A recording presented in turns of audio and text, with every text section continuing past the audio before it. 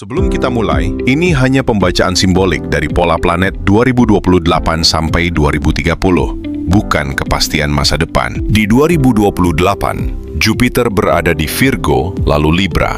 Ini memberi ruang bantuan lewat detail, dokumen, hukum, dan pembelaan yang rapi. Tapi Saturnus masuk Taurus. Taurus bicara uang, barang, aset, pengadaan, dan nilai. Sementara pola Scorpio dalam diri Nadiem bicara tentang investigasi, krisis, dan sesuatu yang tersembunyi. Uranus di Gemini mengguncang narasi publik. Cerita bisa berubah cepat. Neptun di Aries membuat publik bingung. Apakah ini inovator yang salah langkah, korban sistem, atau bagian dari sistem? Lalu Pluto di Aquarius menekan tema besar, teknologi, data, startup, jaringan, dan kekuatan digital.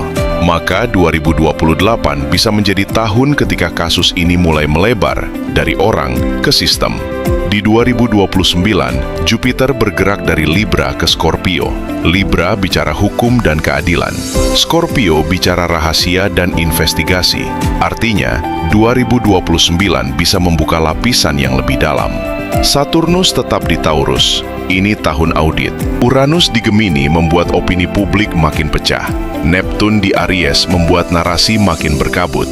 Pluto di Aquarius terus membongkar hubungan antara teknologi dan kekuasaan. Maka 2029 bisa menjadi puncak audit. Kalau bukti terhadap Nadiem kuat, posisinya berat. Tapi kalau bukti keuntungan pribadi lemah, justru bisa muncul pertanyaan besar.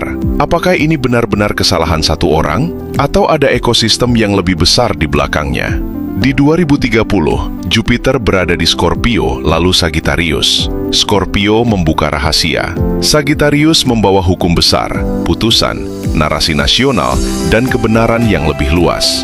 Saturnus bergerak dari Taurus ke Gemini. Artinya, audit atas uang dan barang mulai berubah menjadi audit komunikasi, audit dokumen, audit kesaksian, audit narasi publik. Uranus tetap di Gemini, informasi bisa meledak. Neptun tetap di Aries, publik masih bisa bingung antara fakta, simpati, dan opini.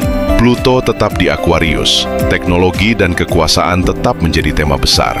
Jadi 2030 bukan akhir yang tenang. Ini tahun ketika lapisan lebih dalam bisa terbuka. Bisa membantu Nadiem kalau terbukti ini bukan keputusan satu orang, tapi juga bisa menyeret sesuatu yang lebih besar kalau benangnya menuju ekosistem yang lebih luas. Maka secara simbolik, Nadiem masih punya harapan.